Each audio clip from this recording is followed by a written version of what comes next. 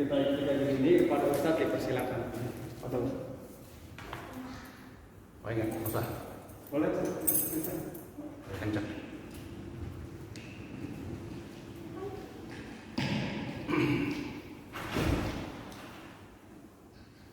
Bismillahirrahmanirrahim. Assalamualaikum warahmatullahi wabarakatuh. Alhamdulillahi rabbil alamin. Wassalatu wassalamu ala asyrafil anbiya'i wal mursalin nabiyyina Muhammadin wa ala alihi wa sahbihi wa man tabi'ahum bi ihsanin ila yaumiddin. Rabbi shrah li sadri wa yassir li amri wahlul 'uqdatam min lisani yafqahu qawli. Allahumma anfa'na bima 'allamtana wa 'allimna ma yanfa'una warzuqna ilman yanfa'una. Walhamdulillah, dalam kondisi hujan masih bisa kita ke masjid dengan izin Allah. Tadi hujan agak lama pas menjelang maghrib reda begitu ya. Alhamdulillah. Mudah-mudahan sampai kemudian kita selesai ta'lim, kita pulang reda. Setelah itu hujan lagi, nggak apa-apa, berkah insyaallah. Wa nazzalna minas sama'i ma'an mubarakah. Air yang turun atau hujan dari langit itu sesungguhnya dia adalah apa? Mubarakah. Dia diberkahi. Baik. Kajian kita adalah ilmu hadis. Satu kajian yang sangat unik, saya sampaikan di muqaddimah, tidak ada kita dapatkan di majlis-majlis umum, di majlis-majlis ta'lim umum ataupun majlis-majlis ta'lim yang ada di masjid atau mushola. Karena sesungguhnya ini adalah bagian dari perdapuran. Dapur itu di belakang. Yang di belakang adalah orang-orang yang khusus. Tidak semuanya bisa masuk ke bagian belakang. Namun sesungguhnya untuk mempelajarinya secara mujmal, secara global sangat mungkin. Maka mari kita bisa mempelajarinya secara global tadi. Bahkan menjadi menarik, misalkan kita niatkan ulumul hadis ini dalam 10 pertemuan, ini dapur dari ilmu hadis, nanti berikutnya dapur dari ilmu fiqih, usul fiqh, kita niatkan lagi dalam 10 pertemuan berikutnya. Mantap juga itu. Tafsir nanti ada ulumul tafsir, ilmu tafsir dalam 10 pertemuan berikutnya. Atau hitungannya 1 tahun lah ya. 10 pertemuan itu ya biasanya ada libur-libur biasanya. Setahun, 2 tahun, 3 tahun, sehingga paling tidak ada maklumat-maklumat umum terkait fan ini atau ilmu-ilmu ataupun disiplin ilmu ini. Baik. Di pertemuan pertama kita sudah bahas bagian pertama, yaitu al-hadis.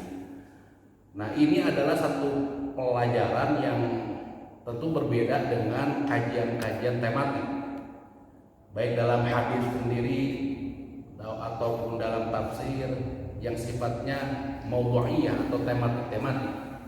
Kita bisa mengkaji hadis-hadis tematik tentang sabar misalkan. Berikutnya kemudian kita tentang syukur. Berikutnya tentang yang lain lagi. Kita bisa meninggalkan satu jejak materi ke menuju jejak berikutnya tanpa disambungkan, bisa. Datang saja langsung bisa. Nah, ilmu ini agak lain. Perlu adanya penyambungan dari satu atau mata rantai dari satu bab mabhas ke bab-bab berikutnya.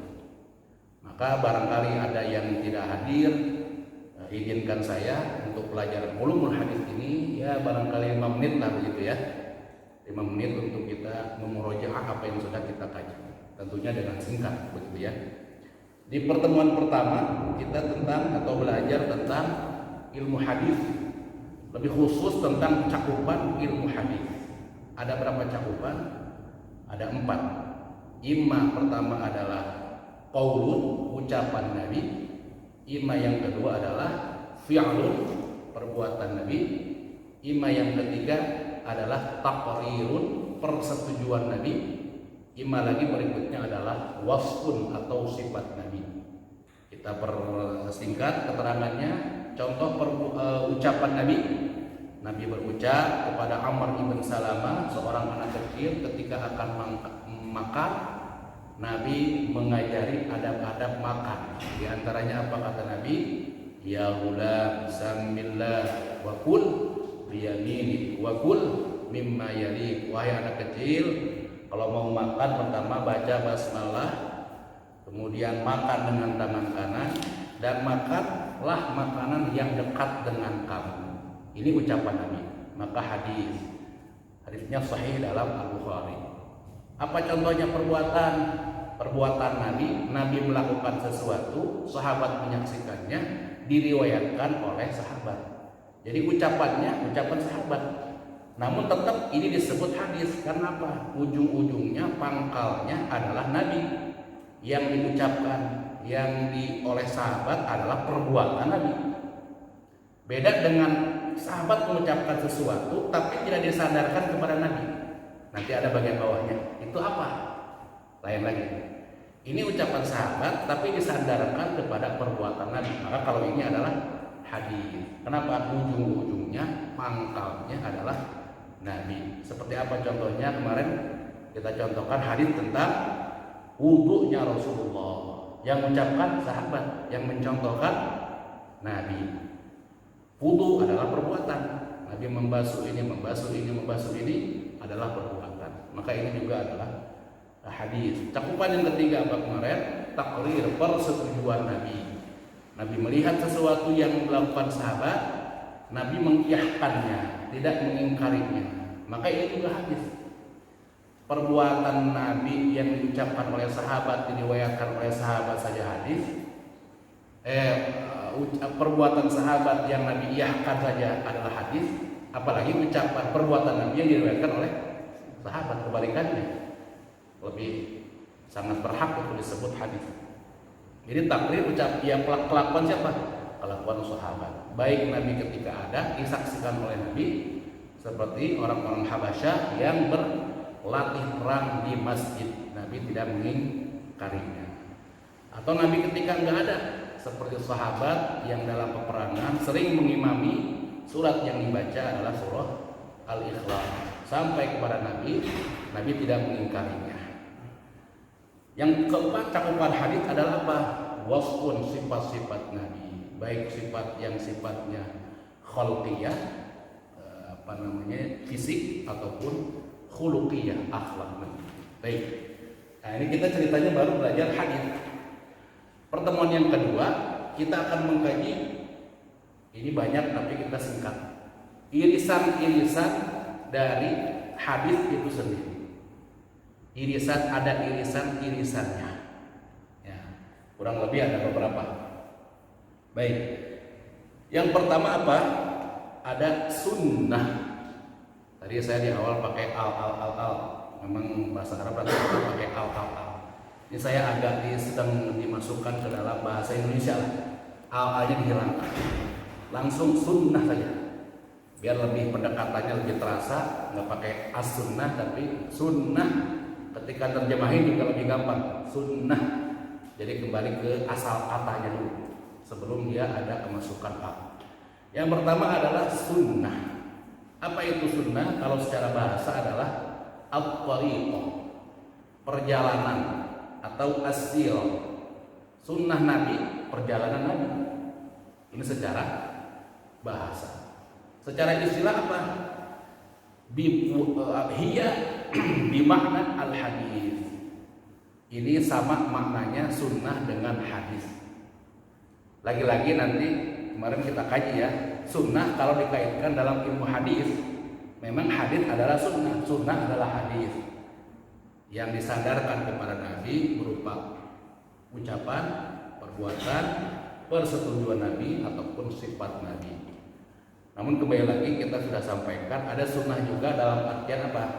Usul fiqh. Apa sunnah dalam artian usul? Ma yuthabu ala fi'lihi wa la yu'aqabu ala tarkihi. Yang kalau orang mengerjakannya mendapatkan pahala, kalau orang meninggalkannya enggak mendapatkan apa-apa. Ini sunnah dalam artian usul. Jadi kalau kita sering bilang sunnah berpahala, sunnah berpahala, itu bukan kajian hadis, itu usul. Adapun hadis kita hanya fokus apakah ini perbuatan Nabi dengan derajat-derajat nanti apakah sahih dan seterusnya, apakah ini perbuatan Nabi, perkataan Nabi, persetujuan Nabi, ataupun sifat Nabi, gitu saja. Usul itu apa Ustaz, mungkin bisa dijelaskan? Usul mungkin perlu dijelaskan. Baik, usul tadi kita bahas tentang dapur-dapur ya. Tadi kita bahas ada 3 dapur dalam ilmu-ilmu yang selama ini agak atau banyak dikaji. Ada hadis, ada fikih.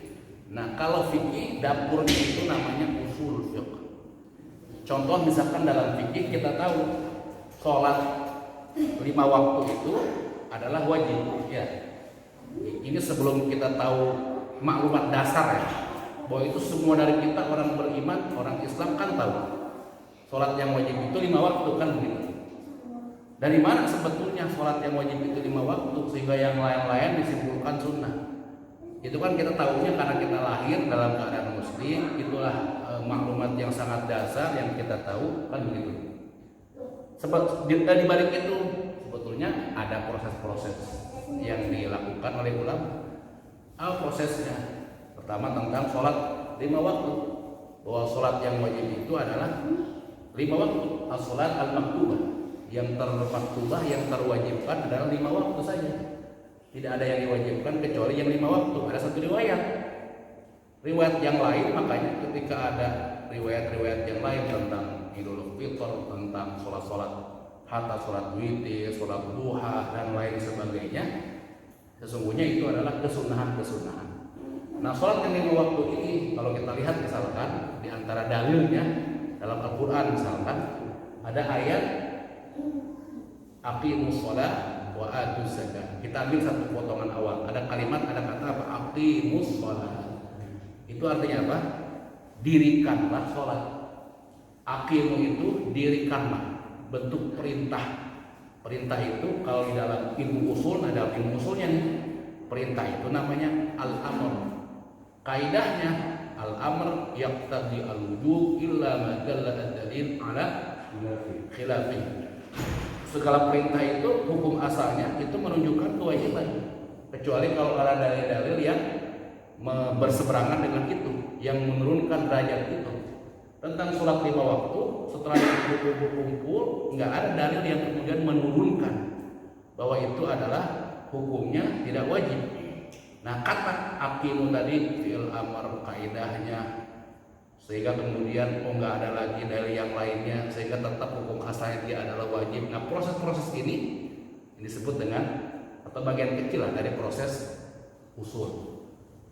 Ya, adapun yang lain terakhirnya dalam ilmu fikihnya itu kita tahu sholat yang wajib, sholat yang fardu itu adalah sholat yang wajib 5 waktu. Nah, itu yang kita tahu terakhir itu hasil akhirnya. Kalau dapur makanannya ini enak, ramuan biar enak seperti ini, itulah usul. Ini enak nih, jadi simple banget, enak, bisa minum langsung dari botol. Kita nggak tahu bagaimana prosesnya. Dibikinlah ini biar enak, biar pas menjadi berapa mili. Dibikinlah ininya biar menarik. Airnya diambil dari gunung salak dan seterusnya prosesnya. Nah, itu udah usulnya. Fikihnya enak seger, kayak lagi di gunung salak. Walaupun dia belum pernah ke gunung salak. Alasan aja pengen minum dikit. Ya contoh gitulah. Sama juga adus zakat dan lain sebagainya.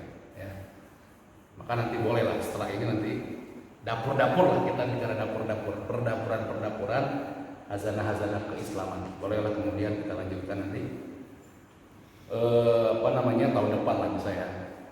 Walaupun yang namanya ilmu itu tetap mau ilmu yang seperti ini, mau ilmu yang mau tadi yang sifatnya tematik tadi, tetap yang namanya ingin menguatkan ya harus dikuatkan. Dengan cara ditulis, dengan cara dihafalkan, dan sistem yang seperti itu menulis, menghafalkan bahwa al-ilmu qaidun wal kitabatu qaiduha sayyidu quyudaka bil ibadi wasithah. Kayak seperti gembalaan ilmu itu. Biar nggak liar maka harus diikat. Diikatnya itu dengan tulisan, dengan hafalan. Yang seperti ini biasanya di mana?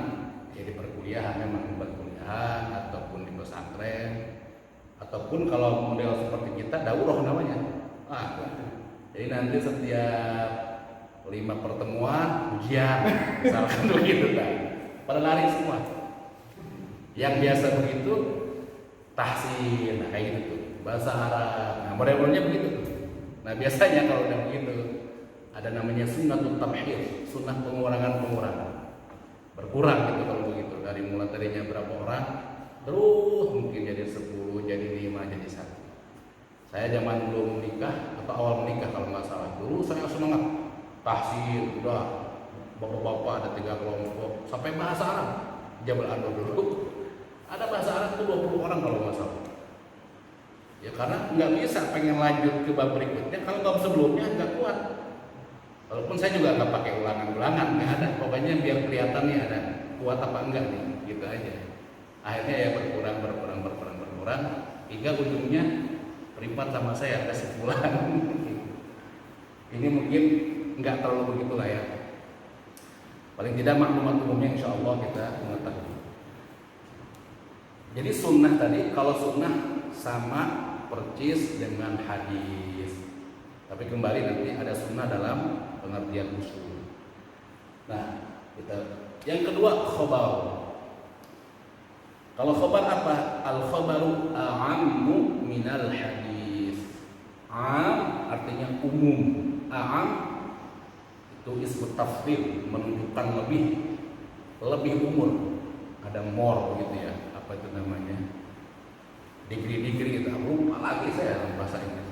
Jadi relatif segala macam gitu ya, lupa saya tadi.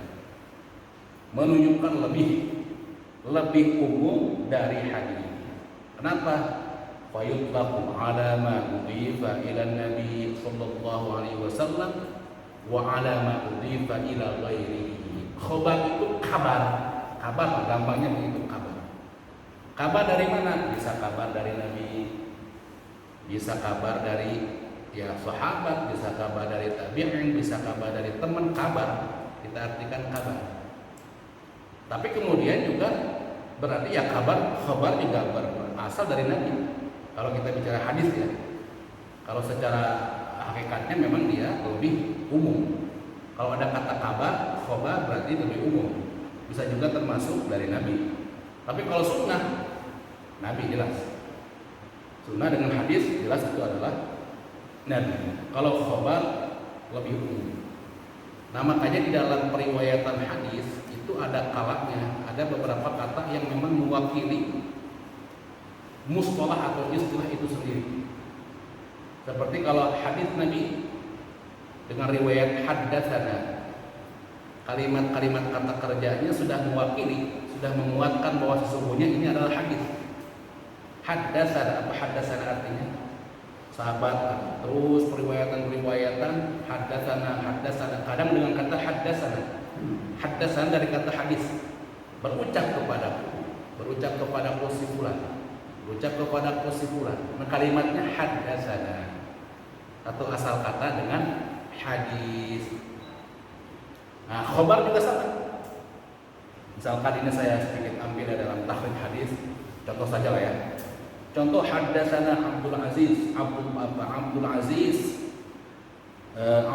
ibn, ini saya potong. Haddatsana Abdul Aziz ibn Abdullah. Tu haddatsana.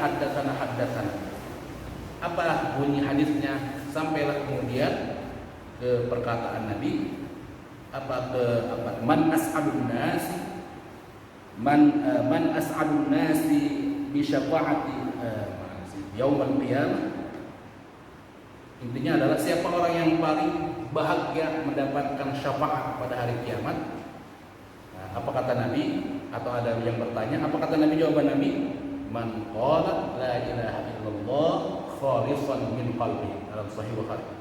Siapa yang berucap la ilaha illallah dengan penuh tulus dari dalam hatinya, itu adalah orang yang mendapat syafaat nanti pada hari kiamat. Itulah orang yang as'adun nas, orang yang paling bahagia. Nah, riwayat ini riwayatnya dengan haddatsana. Berkata si fulan berkata kepadaku terus dengan kata haddatsana. Hadis. Ada lagi akhbarana. Contoh akhbarana saya ambilkan dari Umar. Akhbarana Rasulullah sallallahu alaihi wasallam. Umar mengabarkan, ini dipotong ya.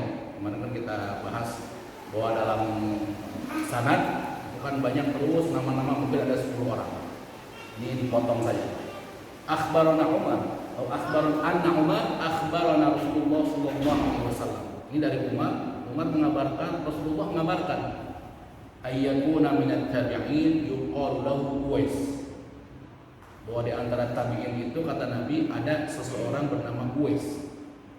Jadi ini ada satu riwayat tentang keutamaan seorang tabi'in, namanya siapa? Uwais al-Qarni. Ada beberapa riwayat, di antaranya ada beberapa redaksi. Ada redaksi yang lain yang lebih tegas mengatakan apa? Khairu tabi'in rajulun yuqalu lahu Uwais al-Qarni. Sebaik-baiknya tabi'in adalah seseorang yang bernama Uwais al-Qarni. Nah, nanti ya ini bicara tentang Uwais lah, luar biasa.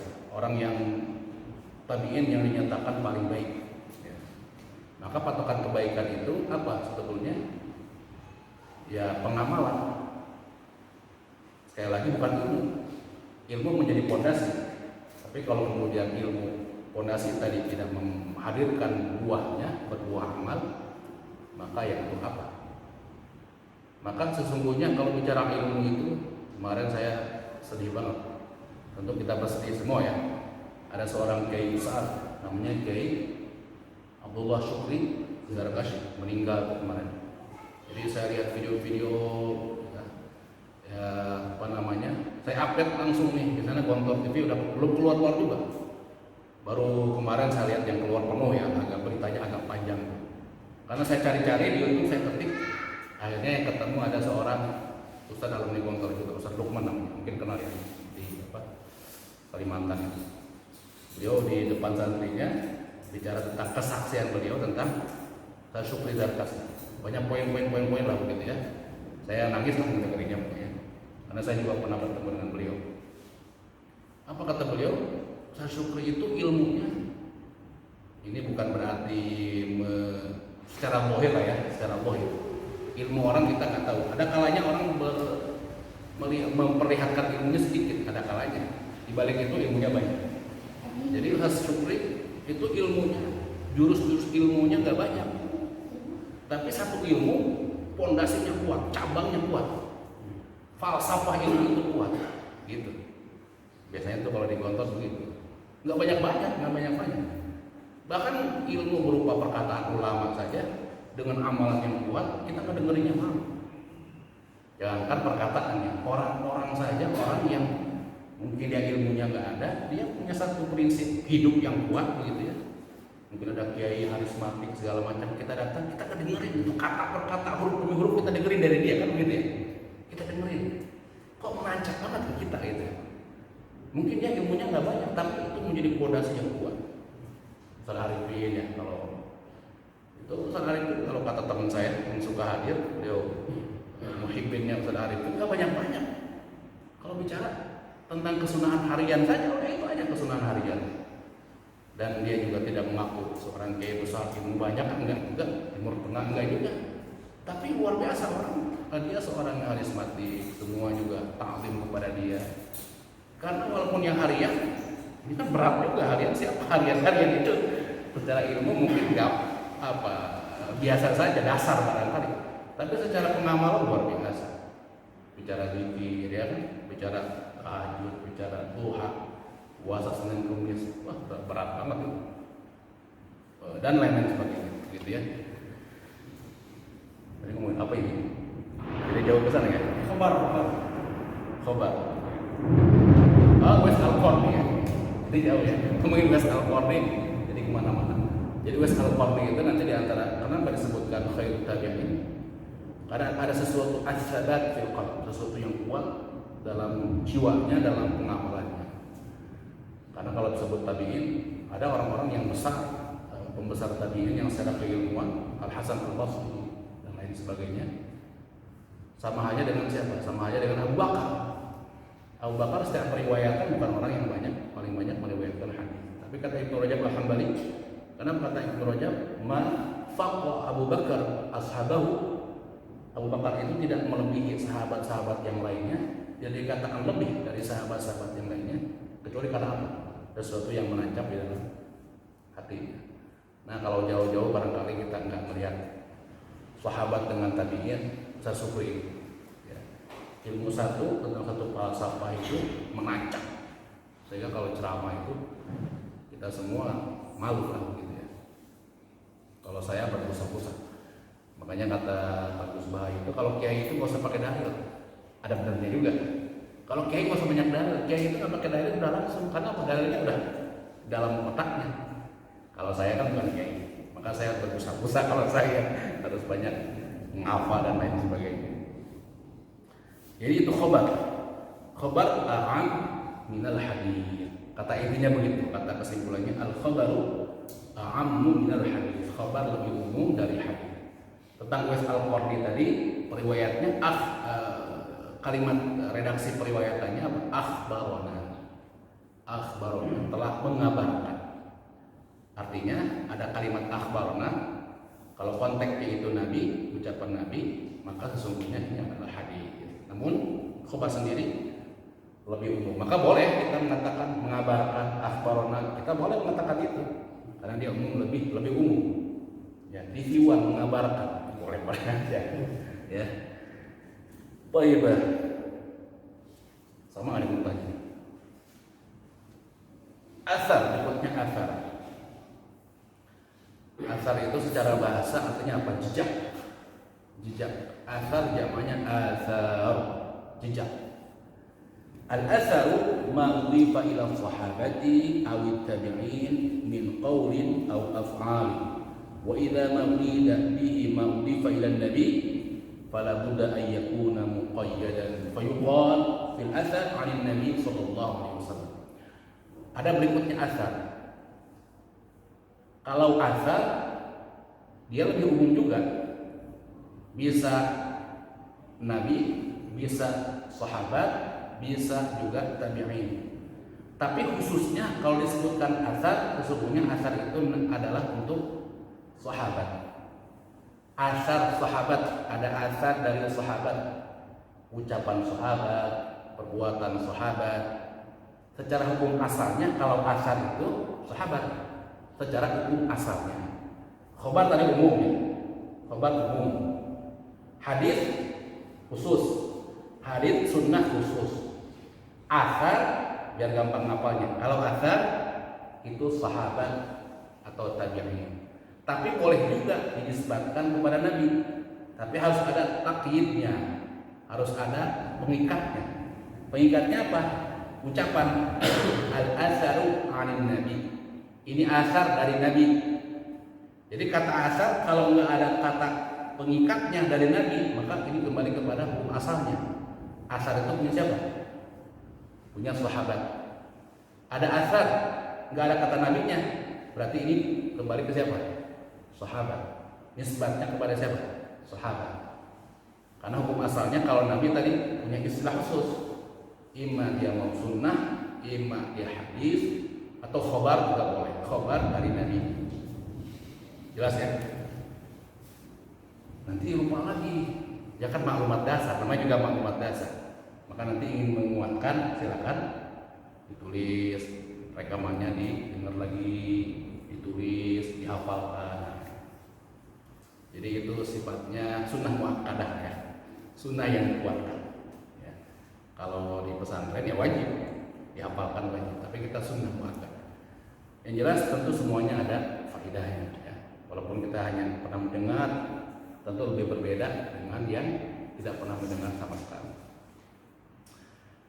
Jadi ucapan-ucapan asar, ada ucapan-ucapan sahabat, kan banyak ya, ucapan-ucapan hikmah itu perlu juga ditelusuri. Bisa jadi ucapan ini setelah ditelusuri periwayatannya ternyata ini adalah ucapannya sahabat, maka asar itu asar dari sahabat. kalau dalam terjemahan artikel-artikel sering kita baca asar dari sahabat, ucapan dari sahabat, perbuatan dari sahabat. Ada ucapan-ucapan hikmah begitu ya. Ada kalanya memang ucapan-ucapan hikmah itu enggak jelas sahihul qaulnya siapa, pengucapnya siapa ada kalanya. Ini pokoknya mengucapkan kata hikmah saja. Seperti dalam sebuah diskusi, entah juga ada satu, saya juga belum mencucuk nih. Ada satu ungkapan yang sangat masyhur, apa? Man arada dunya fa'alaihi bil ilmi, wa man arada al-akhirah fa'alaihi bil ilmi, wa man arada huma fa'alaihi bil ilmi. Kalau ingin dunia harus punya ilmu. Kalau ingin akhirat juga harus dengan ilmu, punya ilmu. Ingin dua-duanya juga harus punya ilmu. Ini ungkapan-ungkapan bagus lah begitu ya. Saya juga belum pernah mencucuknya. Tapi satu waktu dalam satu dalam satu keterangan lah begitu bahwa sesungguhnya itu adalah dari pengucapnya adalah sahabat Ali. Maka seandainya ia itu pengucapnya sahabat Ali, maka sesungguhnya itu adalah asar namanya. Dalam diskusi ada lagi mengatakan, oh ini satu ungkapan yang sudah ada dari filsuf-filsuf terdahulu katanya. Karena ini ada satu nilai kebenaran yang universal, disebutkan siapa lah begitu. Ya mungkin aja. Ya. Bahwa kata-kata hikmah itu bisa jadi dicucruk mungkin sampai kepada ulama, bisa jadi dicucruk terus diriwayatkan sampai kepada sahabat, tabi'in, maka asar namanya. Bahkan dari sebelum itu misalkan begitu ya. Maka jadi yang lebih amannya memang sering kita bilang apa? Ya hakim, kata-kata hikmah itu aja. Kata-kata hikmah, kata-kata mutiara. Kalau kita belum tahu penisbatannya, ya. Kalau di dunia pesantren ada namanya mahfudhat yang dihafalkan, kata-kata mutiara yang dihafalkan ya. Yang paling masyhur dijadikan judul film ada Manjanda. Itu bukan apa judulnya apa? Pokoknya itu kalimat itu masyhur di film itu ya. Kalau dikontrol juga Manjanda wajada, Mansar hadar biwasala, Mansobaro dhafira. Dan seterusnya banyak kalimat-kalimat yang dihafalkan. Nah itu semua ya entah nanti kalau dicucruk riwayatannya ini sampai kepada siapa? Mungkin ulama tertentu bisa jadi. Nah mungkin kalau sampai kepada sahabat atau tabi'in maka namanya asar. Contoh ini saya ambil dari kitab Nasrul Raya di takhrij ahadits al-hidayah. Ini contoh saja yang sudah jelas dalam kitab ini. Ada satu ungkapan ini dalam keterangan kitab ini adalah asar. Ini yang sudah jelas, contoh saja yang sudah jelas. An Abi Bakar an Asim an Ibnu Mas'ud ma ra'a al-muslimuna hasanan bahwa indallahi hasan. Yang dilihat dinilai oleh orang muslim itu baik, maka bagi Allah juga baik. Nah, ini kalau dalam keterangan ini Ibnu Mas'ud. Kalau kita nerima lah begitu ya. Ini dari Ibnu Mas'ud sesuai dengan keterangan ini, maka sesungguhnya ini adalah apa? Asar dari sahabat Ibnu Mas'ud. Nanti ada keterangan-keterangan. Ini maksudnya apa sih? Apa yang dilihat oleh orang muslim baik, maka bagi Allah juga baik. Berarti patokannya adalah nggak jelas dong. Nanti ada keterangan-keterangan yang mengatakan bahwa al-muslimun di sini adalah sahabat. Mereka yang khairul qurun, mereka yang sangat tahu ta'lim Islamnya hadir bersama Nabi, maka sangat wajar apa yang dilihat sahabat, maka sesungguhnya bagi Allah juga baik.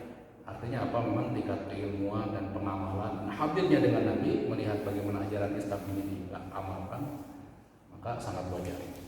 Dalam pandangan ini mengatakan ini bukan muslim secara umum. Kalau muslim secara umum ya gimana orang-orang yang nggak punya basic ilmu keislaman, yang penting baik kan nggak begitu. Jadi kan yang penting baik. Ya. Baik. Atau ada lagi misalkan dari sahabat. Ada lagi yang dari misalkan Al Hasan Al Basri at-tabi'in. Ini yang saya ingat saja ya, yang saya masyhur ungkapan ini dari seorang tabi'in bernama Al Hasan Al Basri. Mencukcuknya saya juga belum pernah mencukcuknya. Hanya kalau lihat dari keterangan-keterangan ulama, kalimat ini masyhur dinisbatkan kepada seorang sahabat Al-Hasan Al-Basri. Maka kalau benar, sesungguhnya ini adalah apa? Asar. Tentang apa yang masyhur diantaranya? Tentang makna tawadhu. Tawadhu menurut Al-Hasan Al-Basri. Bahwa tawadhu menurut Al-Hasan Al-Basri apa? An takhruja min baitika wa la yalqa ahadan illa annahu atau illa apa? Illa annahu an takhruja min baitika wa la yalqa ahadan illa annahu khairun minka. Bahwa kata Al-Hasan Al-Basri, pengertian tawadhu itu gampangnya adalah engkau keluar dari rumahmu dan tidaklah engkau bertemu dengan orang lain kecuali engkau anggap orang lain itu lebih baik dari kamu.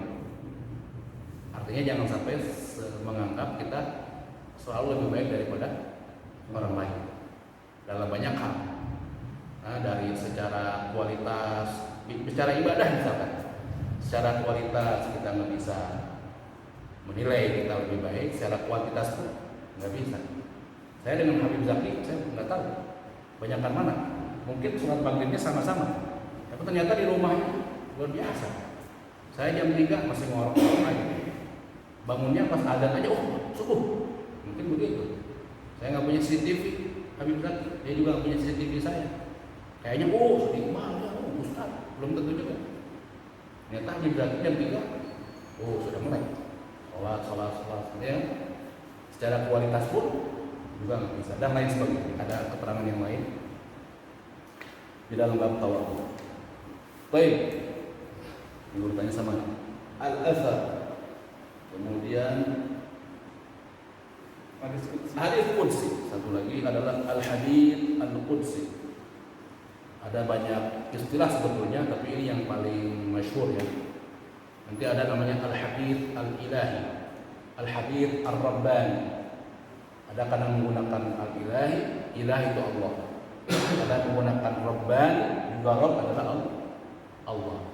Yang paling masyhur menggunakan kata al-qudsi. Apa al-qudsi? Al-qudsi itu artinya adalah nisbah ila al-quds, artinya adalah al-tuhur, yang suci, kudus ya. Kalau dalam Asmaul Husna ya, kudus Allah itu diantara sifatnya adalah, diantara isimnya namanya adalah al-qudus. Nah yang kudsi, yang suci itu siapa? Allah. Apa hadis kursi? Yaitu hadis ma'udhifa ila Nabi sallallahu alaihi wasallam wa asnadahu ila Rabbi, yang dinisbatkan kepada Nabi dan kemudian disandarkan ucapan ini kepada Allah yang mengucapkan Nabi.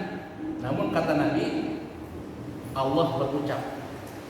Jadi Nabi cirinya sebelum mengucapkan hadis ini, Nabi mengawali ini dari Allah. Bahasa gampangnya begitu. Nabi sebelum berucap, Nabi berucap dulu ini dari Allah. Contoh ya, kita ambil contoh. Misalkan dalam Sahih Muslim, an Abi Dzar radhiyallahu anhu anin Nabi sallallahu alaihi wasallam fima rawa 'anillahi tabaraka wa ta'ala. Nabi berucap fima rawa 'anillah, yang diriwayatkan dari Allah. Sebelum berucap Nabi bilang ini dari Allah. Itu bahasa gampang ya. Ini adalah dari Allah. Apa? Ya ibadi inni haramtu dzulma 'ala nafsi wa ja'altu bainakum muharraman fala tadhalamu. Tentang hadis tentang zalim.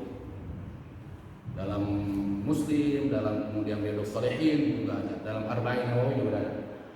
Tentang keharaman berbuat zalim. Wahai hamba-hambaku, sesungguhnya aku haramkan kezaliman kepadaku, maka janganlah kalian saling menzalimi. Tentang keharaman zalim ini, hadis dalam Sahih Bukhari ini termasuk terkategorikan hadis qudsi. Kenapa? Nabi berucap, tapi sesungguhnya ini riwayatnya, sandarnya kepada Allah. Jadi nanti ada 3 kemiripan nanti, yang 3 hal mari kita bedakan tentang hadis qudsi ini. Ada al-hadits an-nabawi, atau sebelumnya ada Al-Qur'anul Karim. Ada al-hadits an-nabawi yang Yang ketiga al-hadis al-qudsi. Al-Quran, hadis Nabi, berikutnya hadis qudsi. Bedanya apa? Al-Quran nanti dua kata bedanya, lafzon wa makna. Makna saja, lafaz saja dan seterusnya. Kalau Quran itu adalah sumbernya dari Allah, jelas. Lafzon wa makna. Baik secara lafal maupun secara makna. Dan itu melewati Jibril semua. Nabi mendapatkan periwayatan tentang Al-Quran semua dari Jibril. Lafadznya dari Jibril, yang bacakan Jibril. Dan kemudian maknanya juga dari Allah semua. Lafdzan wa makna. Ini diantara satu perbedaannya. Nanti ada banyak perbedaan yang lain. Lafdzan wa makna. Kalau hadis dulu nih kita. Kepada siapa sandarannya? Kepada Nabi. Hadis Nabawi ya. Hadis kursi, hadis Nabawi. Sandarannya kepada Nabi, lafdzon wa makna, baik lafaz maupun makna. Ini dulu yang dua nih biar gampang. Al-Quran kepada Allah, lafdzon wa makna. Hadis Nabi kepada Nabi, lafdzon wa makna. Hadis kursi, nah ada dua unsur di situ. Ada unsur nabinya, ada unsur Allahnya. Unsur nabinya apa namanya? Unsur Allahnya dulu lah. Unsur Allahnya adalah makna. Unsur nabinya adalah lafaz. Maknanya dari Allah, tapi lafaznya yang mengucapkan Nabi. Kalau Al-Quran, wal Quranul Yasin, wal Quranul Hakim. Kalimat wal Quran, wal Quranul Hakim, lafadznya dari Allah, maknanya dari Allah. Kalau hadis Nabi kepada sambillah makan bismillah dulu, lafadznya dari Nabi, maknanya dari Nabi. Tapi Nabi sesungguhnya segala yang Nabi ucapkan, walaupun itu ucapan Nabi, lafadznya dari Nabi, maknanya dari Nabi. Wa bayyantu 'anil hawa in huwa illa wahyu yuha. Semuanya adalah wahyu dari Allah. Sejatinya semuanya wahyu dari Allah. Namun bisa ditingkat-tingkatkan. Kalau Nabi, ucapan Nabi walaupun dari Nabi, semuanya ucapan Nabi, maknanya dari Nabi. Tapi itu semuanya wahyu dari Allah. Nah, di antara itu semua ada tengah-tengah lah begitu kira-kira kalau gampangnya. Ada yang tengah-tengah. Tengah-tengah ini ada irisannya. Ada Allahnya, maknanya. Ada lafadznya dari Nabi. Jadi seperti ya tadi kuat banget nih. Apa namanya? Nabi ketika mengucapkan itu makna yang terdengar lebih dekat, lebih kuat. Kalau yang hadis Nabi agak lebih jauh, tapi sesungguhnya itu juga secara jarak walaupun jauh kepada Nabi juga. Barangkali gambaran yang gampang ya, gampang. Artinya jangan sampai kemudian langsung kita kalau begitu hadis Nabi berarti kan bagaimana dibenturkan dengan wa may yantiqu 'anil hawa in huwa illa wahyu yuha. Kalau begitu berarti bukan dari Allah. Tapi berucap sesuai dengan hawa nafsunya, tidak. Semua dari Nabi. Semua dari Nabi. Nah, contoh yang lain ya. Tadi dalam Sahih Muslim. Kalau dalam Bukhari contohnya ada hadis yang lain. Ana inda dhanni 'abdi bi, yang masyhur-masyhur lah kita ambil ya. Ana inda dhanni 'abdi bi. Atau apa namanya? Itu hadisnya. Kalau ininya contoh bukti ucapannya adalah apa namanya?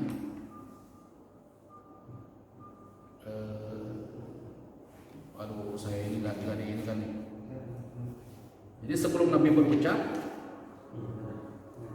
contohnya adalah Nabi berucap, "Bima yarwihi an rabbi." Selalu ada periwayatan dari Allah pada apa yang diriwayatkan dari Allah. Sebelum berucap ada itu dulu. Nah, kalau ada kata itu berarti ini maknanya dari Allah. Maka itu adalah hadis qudsi. Baik, ini contoh. Kalau dulu satu lagi apa? Ana inda dhanni 'abdi bi. Aku ini sama sesuai dengan sangkaan hamba kepada aku. Kalau aku mengingat Allah dalam keadaan sendiri, Allah juga mengingat aku dalam keadaan sendiri. Dalam keramaian juga dalam keramaian. Maka harus berhubungan kepada Allah. Ini kan sering kita dengar. Nah ini sesungguhnya adalah hadis qudsi. Apa contoh yang lain atau apa perbedaan yang lain? Mungkin nanti ya. Setelah Isya. Setelah Isya ya 10 menit lah. Apa yang perbedaan hadis qudsi dengan Al-Qur'anul Karim? Insyaallah kita lanjutkan setelah Isya. Baik. Saya tutup dulu ya. Assalamualaikum warahmatullahi wabarakatuh. Bismillahirrahmanirrahim. 5 menit lagi ya, insyaallah. Perbedaan atau seputar Al-Qur'anul Karim, Al-Hadits An-Nabawi, satu lagi Al-Hadits Al-Qudsi. Yang pertama tadi disebutkan kalau Al-Qur'an dari Allah lafzon wa ma'na. Kalau hadis Nabi sandarannya kepada Nabi lafzon wa ma'na. Kalau hadis qudsi ada irisannya. Ada yang kepada Nabi, ada yang kepada Allah. Kepada Allah apa? Maknanya. Kepada Nabi apa? Lafzon, lafadznya. Baik, yang pertama. Yang kedua, annal Qur'an mu'jiz bi alfadhihi wa tarakibihi wa la yastati'u ahadun ay ya'tiya bi suratin min mithlihi. Amma al-ahadits al-qudsiyah ats-tsabitah fa innaha balighatun lakinnaha ghairu mu'jizah. Al-Qur'an sebagaimana kita tahu dia adalah apa? Mu'jizah. Mu'jizah itu dari kata i'jaz. I'jaz artinya yang melemahkan. Karena Al-Qur'an satu mu'jizat dari mu'jizat Nabi yang lain yang melemahkan apa yang ada ketika itu dari selain Islam. Adapun hadis dia sesungguhnya bukan mu'jizat. Bukan mu'jizat, mau hadis termasuk juga apa ini al-hadits al-qudsi. Hadis qudsi bukan mu'jizat. Yang mu'jiz itu adalah apa? Dari Nabi berupa ucapan adalah yang Nabi terima adalah Al-Qur'anul Karim saja. Al-Hadits An-Nabawi bukan mu'jizat, Al-Hadits Al-Qudsi juga bukan mu'jizat. Yang kedua, anna nuzul al-Qur'an la yakunu illa biwasitati Jibril wa amma al-Hadits Al-Qudsi faqad yakunu bi ghairi wasithah. Tadi kita sudah kaji sedikit ya. Kalau Al-Quran pasti karena dia lafaz dan makna, maka ada wasithahnya, ada perantaranya. Siapa? Jibril. Kalau hadits Nabawi tidak demikian. Ya, tidak usah ada Jibril dulu sebelumnya. Yang berikutnya, annal Qur'ana mahfuzun min at-taghyir wa at-tabdil bi khilafil ahadits al-qudsiyah. Al-Quran kita tahu juga dia terjaga dari perubahan-perubahan. Inna nahnu nazzalna dzikra wa inna lahu lahafizun. Kami sesungguhnya yang menurunkan adzikra, satu nama lain dari Al-Qur'anul Karim, dan kami yang menjaganya. Dengan izin Allah menjaganya terus menerus lewat lisan-lisan manusia. Memang lewat lisan manusia, tapi semuanya adalah tak caranya Allah Subhanahu wa taala. Hadits Nabi tidak begitu. Hadits qudsi tidak begitu. Hadits Nabi bahkan tidak begitu. Jadi hadits dalam satu kajian sesungguhnya yang sampai kepada kita itu ada hadits yang lain nggak sampai. Yang dibukukan itu masih ada yang lain yang nggak sampai. Makanya ini ada, tapi juga sesungguhnya ada seorang ya kalau pakar sih enggak ya, cuman dia ya katanya lah begitu ya, katanya dia seorang yang penggiat hadits lah begitu. Dia seorang beberapa kali mengambil S3 diantaranya tentang hadis, tapi belum selesai. Jadi dia ingin menelusuri ada hadis-hadis yang periwayat-periwayatnya itu banyak di negeri India. Jadi ada hadis-hadis yang tidak termaktub dalam kitab-kitab yang 9 atau kitab-kitab yang nggak termaktub. Nah, cuma nanti bagaimana periwayatannya Allah alam. Susah. Paling tidak ya silakan. Yang selama ini kita tahu yang termaktub itu adalah yang bisa dipertanggungjawabkan. Di balik itu apakah ada hadis yang lain? Ya mungkin aja ada.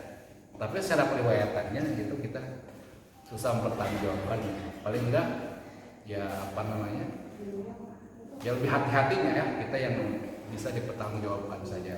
Memang sangat wajar. Makanya kemudian kalau kita lihat dalam beberapa kitab-kitab yang kuning-kuning itu, di antara kemudian apalah, bukan kebenaran ya barangkali, banyak riwayat-riwayat yang aneh. Kalau pakai kajian ini, mungkin benar juga.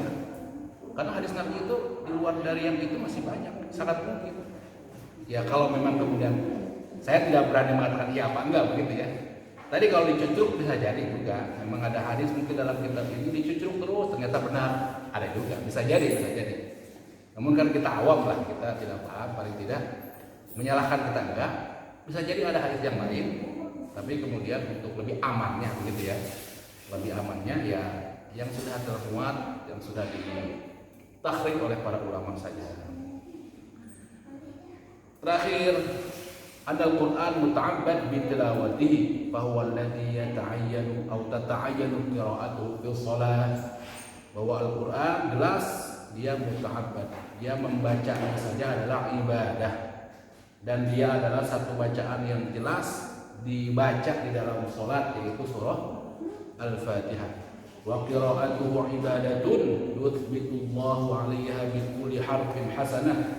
Membacanya tadi adalah ibadah, bahkan mendapatkan pahala. Bahkan pahalanya bukan ukurannya surat per surat, ayat per ayat, tapi huruf per setiap huruf adalah kebaikan.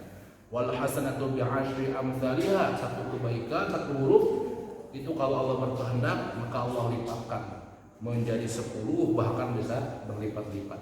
Kebalikannya kalau hadis al-qudsiyah fala tujzi'u fi shalah, enggak bisa dibaca di dalam salat. Wa yutibullahu ala qiraatiha thawaban 'aman. Tapi ada enggak kita dapatkan pahala dari membaca hadis, baik qudsi ataupun hadis yang Nabi? Ada tetap pahalanya. Tapi pahalanya adalah pahala umum. Pahala apa? Ya pahala mengkaji, pahala bertolabul ilm. Jadi pahalanya bukan pahala dari bacaan huruf per huruf. Saya sudah baca tadi ada kurang lebih 3 lembar dengan idhofah tambahan-tambahannya mungkin 4 lembar. Keterangan-keterangan tentang hadis semua segala macam. Apakah saya mendapatkan pahala dari huruf per huruf tadi? Enggak ada. Kalau Al-Quran kita membaca surat Al-Kahfi, kita baca surah Yasin per huruf ada pahalanya. Tapi kalau mengkaji hatta itu ilmu hadis, maka tidak ada pahala per hurufnya. Tapi pahalanya adalah apa? Pahala am, pahala umum, yaitu pahala bertolabul ilmi. Baik, ini barangkali sebagai penutup, silakan ada yang ditambahkan. Ustaz, kalau yang tidak ada kan hadis apa bukan Ustaz, yang kalau bisa tidak disandarkan apa? Kalau perkataan yang berdusta atas nama Rasul itu Ustaz, jika tidak bukan hadis mutawatir. Man kadzaba alayya muta'ammidan falyatabawwa maq'adahu minan nar. Siapa yang berbohong kepadaku secara sengaja, maka nanti balasannya apa? Silakan mengambil tempatnya di neraka. Hadis mutawatir. Nanti berikutnya ada pembahasan hadis-hadis sesuai dengan macam-macamnya. Di antara yang kita tahu yang hasan, yang sahih itu satu pembagian berdasarkan satu sisi. Nanti ada bagian yang lain. Karena kita mengkajinya hadis, maka bagian yang tadi pun kita pelajari. Jadi bukan hanya satu sisi dan secara derajatnya saja. Baik.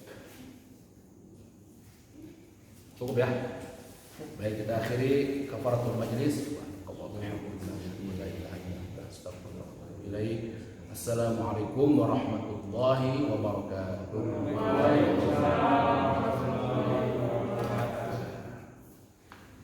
Karena sudah gagal fokus nih ada